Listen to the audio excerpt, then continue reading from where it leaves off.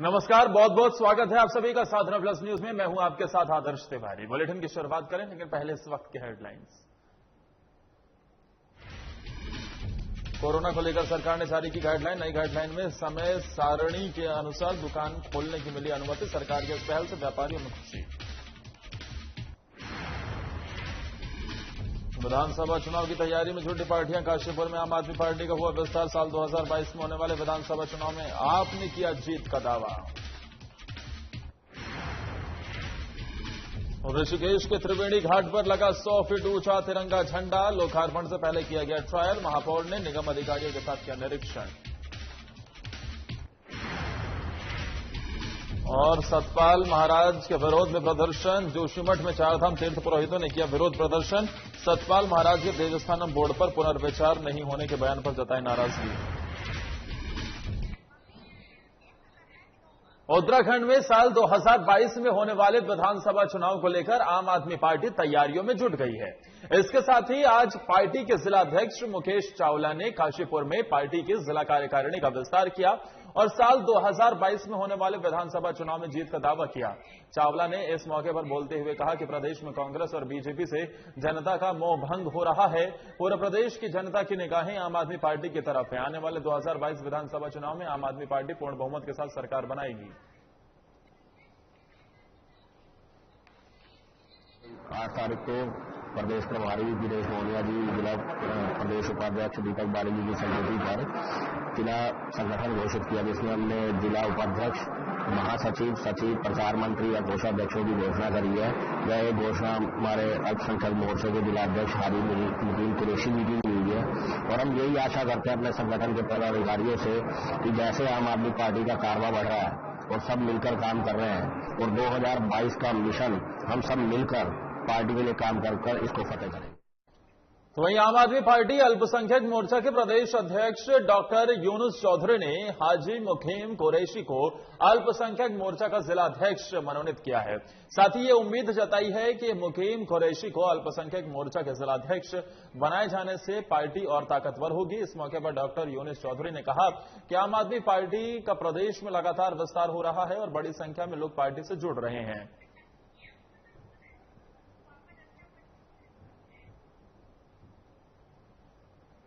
Party का परिवार बढ़ रहा है, दिन प्रतिदिन बढ़ता चला जा रहा है। उसी सिलसिले में हमने आज जिलाध्यक्ष काशीपुर हाजी मुकीम कुरैशी साहब को बनाया है, जो बहुत ही पहले से काम कर रहे हैं पार्टी के लिए और हमें भविष्य में उम्मीद है कि हर एक आम आदमी पार्टी का कार्यकर्ता पार्टी के लिए तन मन धन से तैयार है।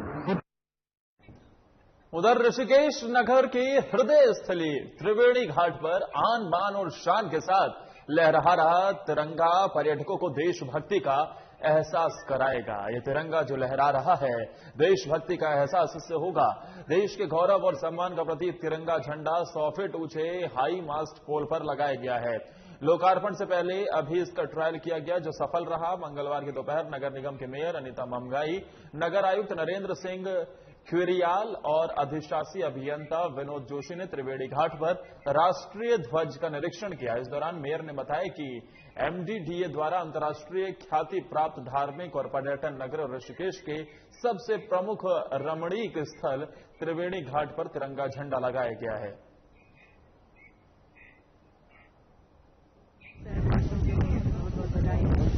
और इस जगह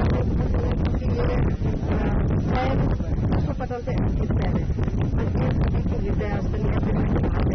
तो यहाँ पे हमारी पूरी जिम्मेदारी बनती है कि जिस प्रकार से आस्था के भाव से देश विदेश से यहाँ पे लोग आते हैं, तो उसी अनुरूप में हम इस शहर को भी डालें और खासकर जो ये पवित्र स्थान हमारा माँ त्रिवेणी का संगम है, यहाँ पर इसको हम किस तरह से सजाएं संवारें, ये हमारी विश्व धरोहर है। और यहाँ वक्त ब्रेक का हो चला है, फौरन हाजिर होते हैं कुछ और खबरों के साथ।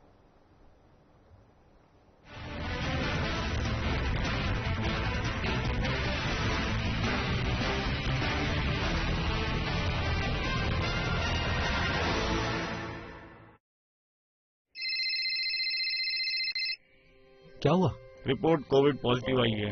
अभी तो डॉक्टर ने होम आइसोलेशन में इलाज करने की सलाह दी है, लेकिन क्या? बस यही सोच रहा था कि अस्पताल की जरूरत ना पड़े। अरे यार नहीं पड़ेगी। हमारे देश में लाखों लोग डॉक्टर की सलाह लेकर होम आइसोलेशन में ठीक हो रहे हैं, और अगर जरूरत पड़ भी गई तो तू नजदीकी अस्पताल में अपनी बीवी का इलाज मुफ्त में करा सकता है, क्योंकि उत्तराखंड सरकार ने प्रधानमंत्री जन आरोग्य योजना, अटल आयुष्मान उत्तराखंड योजना एवं राज्य सरकार स्वास्थ्य योजना के लाभार्थियों को निर्धारित प्रोटोकॉल के अनुसार कोविड के लिए भी सभी प्रकार के निःशुल्क उपचार की व्यवस्था कर दी है। घबराए नहीं, क्योंकि अब आपको मिलेगी राज्य सरकार के सूचीबद्ध अस्पतालों में कैशलेस इलाज की सुविधा। प्रधानमंत्री जन आरोग्य योजना, अटल आयुष्मान उत्तराखंड योजना एवं राज्य सरकार स्वास्थ्य योजनाओं से आपको मिलेगा कैशलेस उपचार। जी हाँ, कोरोना संक्रमित होने पर अस्पताल में भर्ती होने पर सरकार अस्पताल को सीधे भुगतान करेगी। मरीज को चिंता करने की बिल्कुल भी जरूरत नहीं है। NABH मान्यता वाले अस्पतालों में आइसोलेशन बेड पर 8,000, वेंटिलेटर केयर पर 12,000, ICU वेंटिलेटर केयर पर 14,400 रुपए का पैकेज निर्धारित किया गया है, जबकि गैर NABH मान्यता वाले अस्पतालों में आइसोलेशन बेड के लिए 6,400, वेंटिलेटर केयर पर 10,400, ICU वेंटिलेटर केयर पर 12,000 का पैकेज है, और ये सारा खर्च सरकार द्वारा उठाया जाएगा। यही नहीं, लाभार्थियों की जांच, उपचार, भोजन और PPE किट का खर्च भी इस योजना में शामिल है। इस मुश्किल घड़ी में अगर अस्पताल करे इलाज में कोताही, तो अस्पतालों पर भी तीरथ सरकार करेगी कड़ी कार्रवाई। तीरथ सरकार इस मुश्किल घड़ी में है आपके साथ। बेहतर इलाज, कैशलेस इलाज। कोरोना से जीतेंगे जंग, हमें है विश्वास। चल रही लड़ाई के दौरान हमें डेंगू से भी सावधान रहना है। छोटी छोटी बातों का ध्यान रखकर डेंगू पर काबू पाया जा सकता है। याद रखिए, डेंगू के मच्छर साफ पानी में पनपते हैं, इसलिए अपने आसपास पानी जमा नहीं होने देना है और रखनी है साफ सफाई। पानी की टंकी व जल संचय के बर्तनों को रखना है ढककर। और हाँ, सप्ताह में 2 बार सभी गुलदस्तों, गमलों, पानी के बर्तनों और कूलर को पानी से पूरी तरह से खाली कर दें और सुखाकर फिर से भरें। प्रयोग में न आने वाले खाली बर्तन, बोतल, डब्बे, टायर आदि को इधर उधर न फेंकें। इनमें जमा हो सकता है बारिश का पानी और पनप सकते हैं डेंगू के मच्छर। मच्छरों से बचने के लिए ऐसे कपड़े पहनें जो शरीर को ज्यादा से ज्यादा ढकें। मच्छरदानी का इस्तेमाल करें। अगर आपको तेज बुखार, बदन दर्द, सर दर्द, जोड़ों में दर्द हो तो तुरंत चिकित्सक से संपर्क करें। अधिकांश लोगों में डेंगू एक सामान्य बुखार की तरह होता है, सामान्य लक्षण की तरह आता है, लेकिन कुछ लोगों में डेंगू गंभीर रोग का रूप ले सकता है और जानलेवा भी हो सकता है। इसलिए पूरी सावधानी रखना बहुत जरूरी है। यदि आपको डेंगू रोग के लक्षण होते हैं तो आप पूरी तरीके से सतर्क रहिए। बिना डॉक्टर के परामर्श के कोई दवा ना लें। डेंगू रोग का उपचार लक्षणों के आधार पर होता है। अननेसेसरी किसी भी तरीके का कोई भी दवा या मेडिकेशन नहीं लिया जाना है। कोविड-19 के परिवेश में डेंगू और कोविड दोनों ही रोगों पर हमें नियंत्रण करना है। बारिश में बढ़ता है डेंगू का प्रभाव, साफ सफाई से करें बचाव। क्या राजू, इतना क्यों खांस रहे हो? तबीयत तो ठीक है तुम्हारी? अरे कुछ नहीं यार, वो थोड़ा सा बुखार है। मुझसे दवाई लूंगा। और राजू, हमें कोरोना वायरस को बिल्कुल भी हल्के में नहीं लेना चाहिए। किसी बात करता है यार, तो दोस्त है कि दुश्मन? बेकार का खर्चा करवाएगा। अरे 2-3 दिन दवाई लूंगा। और डॉक्टर हूँ इसलिए समझा रहा हूँ तुझे। लक्षण है तो अपना कोविड टेस्ट करवा लो। ठीक है, मैं 2-3 दिन में अपनी जांच करवाता हूँ। अरे नहीं, तुरंत कोविड टेस्ट कराओ अपना। रिपोर्ट आने तक खुद को आइसोलेट करो। समय से जांच न करवाने और चिकित्सकीय परामर्श न लेने के कारण लोग गंभीर रूप से बीमार हो सकते हैं। समय रहते इसकी पहचान करना जरूरी है राजू। ठीक है डॉक्टर साहब, मैं आज और अभी अपनी जांच करवाता हूँ। जल्द से जल्द डॉक्टर से परामर्श लेकर अपना इलाज करवाओ। और हाँ, अब उत्तराखंड सरकार ने लक्षण आने पर दवाई देने का प्रावधान भी शुरू कर दिया है, समझे? घबराएं नहीं, कोरोना का टेस्ट समय से करवाएं। रिपोर्ट आने तक खुद को आइसोलेट करें। जल्द से जल्द डॉक्टरी परामर्श लें। समय रहते हॉस्पिटल जाएं। कोरोना के लक्षण को समय से पहचानना जरूरी है। कोविड वैक्सीन अवश्य लगवाएं, मास्क पहने और सोशल डिस्टेंसिंग का पालन करें। सूचना एवं लोक संपर्क विभाग द्वारा जल्द।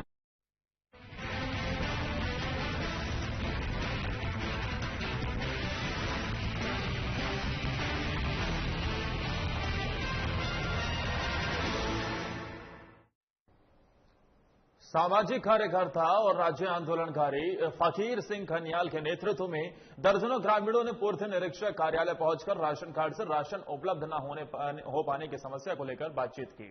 इस दौरान समाजसेवी खनियाल ने ग्रामीणों की समस्याओं से पूर्व निरीक्षक को अवगत कराते हुए बताया कि निकटवर्ती गांव शक्ति फार्म के दर्जनों ऐसे ग्रामीण हैं जिन्हें सरकार द्वारा राशन की दुकान के माध्यम से दिए जा रहा अनाज उपलब्ध नहीं हो पा रहा है। गरीब जनता दाने दाने को परेशान है। जहां एक तरफ पूरा देश कोरोना जैसी महामारी से जूझ रहा है, तो वहीं दर्जनों ग्रामीण राशन के लिए दर-दर भटक रहे हैं। उन्होंने पूर्ति निरीक्षक को बताया कि कई ग्रामीण ऐसे हैं जिनके राशन कार्ड ऑनलाइन नहीं हो पाए हैं। साथ ही कई लोगों को 8 महीने से राशन उपलब्ध नहीं हो पाया है। इसी बीच उन्हें क्षेत्र के बहुत सारे ग्रामीण अपनी समस्याओं को लेकर उनसे मिलने पहुंचे और उन्होंने उनके समस्याओं के समाधान के लिए पूर्ति निरीक्षक कार्यालय पहुंचकर उनके समस्याओं को अधिकारियों के सामने रखा।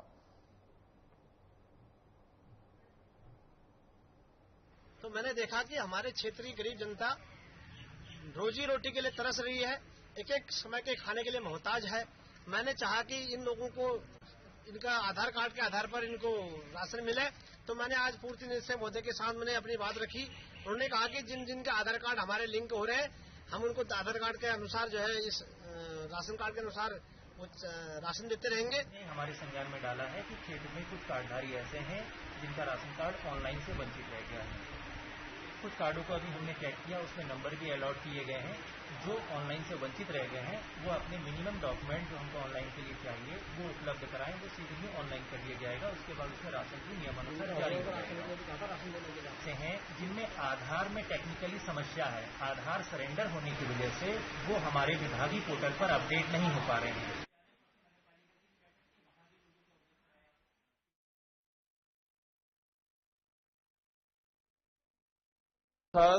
सामाजिक कार्यकर्ता और राज्य आंदोलनकारी फकीर सिंह कन्याल फोनलाइन पर जुड़ गए हैं। फकीर सिंह कन्याल जी, साधना प्लस में आपका बहुत बहुत स्वागत है। कन्याल जी, जब आप लोगों की मदद करने के लिए वहां पर पहुंचे, ग्रामीणों की समस्याओं को लेकर पूर्ति निरीक्षक के सामने पहुंचे, तो किस तरीके का आश्वासन वहां से मिला है आपको? क्या लोगों की, ग्रामीणों की समस्या का जल्द समाधान होता हुआ नजर आएगा?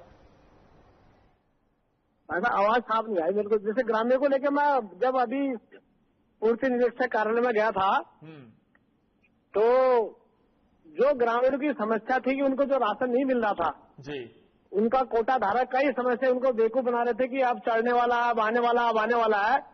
6 महीने से वो लोग परेशान थे।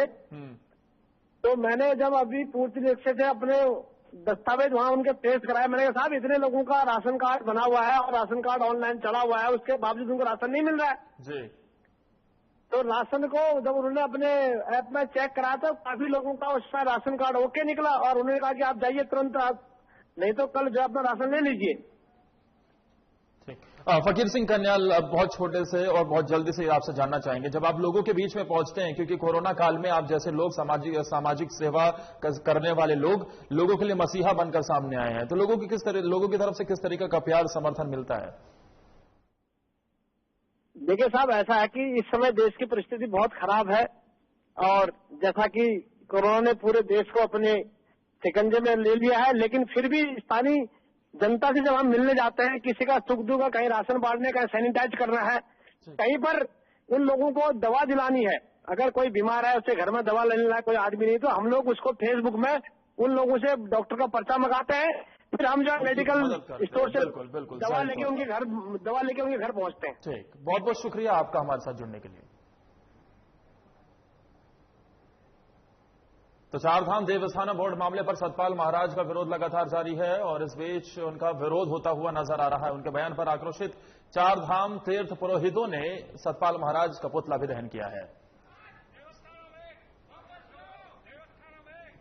कि कल सतपाल महाराज ने एक बयान दिया देवस्थानम एक्ट को लेकर के कि सरकार इस पर कोई भी पुनर्विचार करने नहीं जा रही है। इसके फलस्वरूप चारों धामों में सारे तीर्थ आक्रोशित हैं और सभी चारों धामों में हमने आज चारों धामों में सतपाल महाराज का पुतला दहन का कार्यक्रम रखा था और आपके सामने अभी हमने सफलतापूर्वक इसका दहन।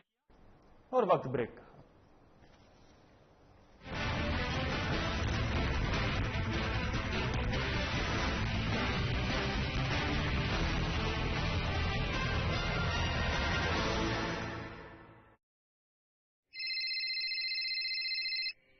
क्या हुआ? रिपोर्ट कोविड पॉजिटिव आई है। अभी तो डॉक्टर ने होम आइसोलेशन में इलाज करने की सलाह दी है, लेकिन क्या? बस यही सोच रहा था कि अस्पताल की जरूरत ना पड़े। अरे यार नहीं पड़ेगी। हमारे देश में लाखों लोग डॉक्टर की सलाह लेकर होम आइसोलेशन में ठीक हो रहे हैं और अगर जरूरत पड़ भी गई तो नजदीकी अस्पताल में अपनी बीवी का इलाज मुफ्त में करा सकता है, क्योंकि उत्तराखंड सरकार ने प्रधानमंत्री जन आरोग्य योजना, अटल आयुष्मान उत्तराखंड योजना एवं राज्य सरकार स्वास्थ्य योजना के लाभार्थियों को निर्धारित प्रोटोकॉल के अनुसार कोविड के लिए भी सभी प्रकार के निःशुल्क उपचार की व्यवस्था कर दी है। घबराए नहीं, क्योंकि अब आपको मिलेगी राज्य सरकार के सूचीबद्ध अस्पतालों में कैशलेस इलाज की सुविधा। प्रधानमंत्री जन आरोग्य योजना, अटल आयुष्मान उत्तराखंड योजना एवं राज्य सरकार स्वास्थ्य योजनाओं से आपको मिलेगा कैशलेस उपचार। जी हाँ, कोरोना संक्रमित होने पर अस्पताल में भर्ती होने पर सरकार अस्पताल को सीधे भुगतान करेगी। मरीज को चिंता करने की बिल्कुल भी जरूरत नहीं है।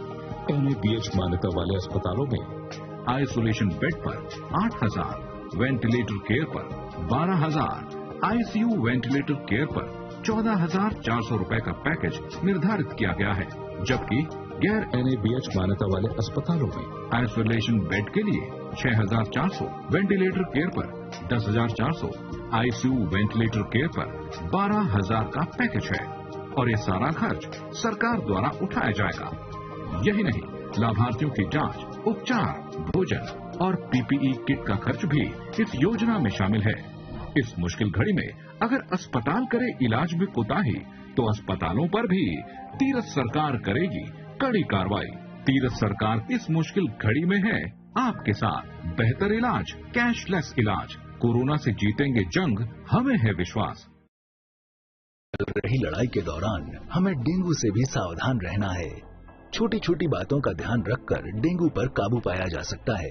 याद रखिए, डेंगू के मच्छर साफ पानी में पनपते हैं, इसलिए अपने आसपास पानी जमा नहीं होने देना है और रखनी है साफ सफाई।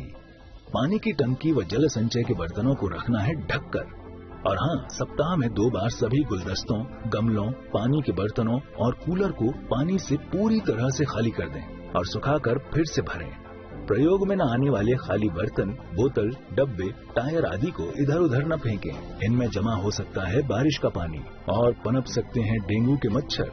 मच्छरों से बचने के लिए ऐसे कपड़े पहनें जो शरीर को ज्यादा से ज्यादा ढकें। मच्छरदानी का इस्तेमाल करें।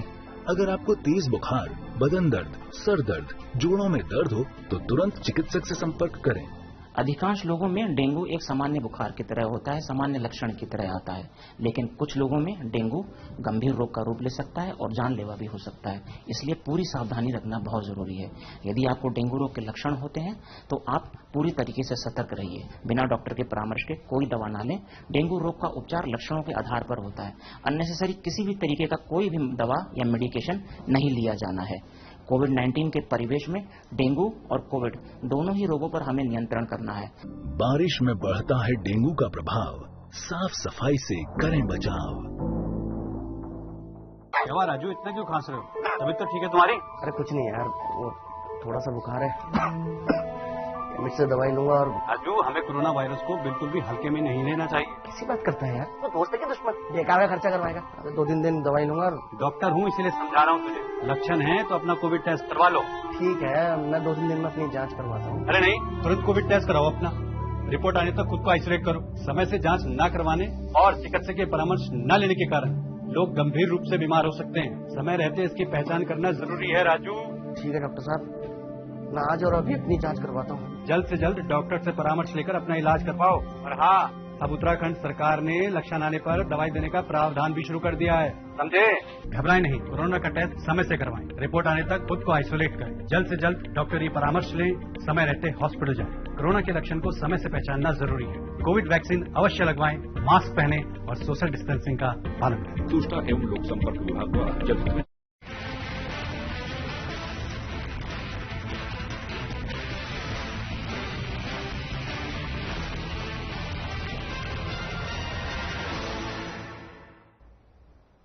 कोरोना कर्फ्यू को लेकर सरकार की नई गाइडलाइन से व्यापारियों में खुशी का माहौल है। रुड़की में भी आज व्यापारियों में खुशी का माहौल देखने को मिला। ज्यादातर दुकानें खुले नजर आई।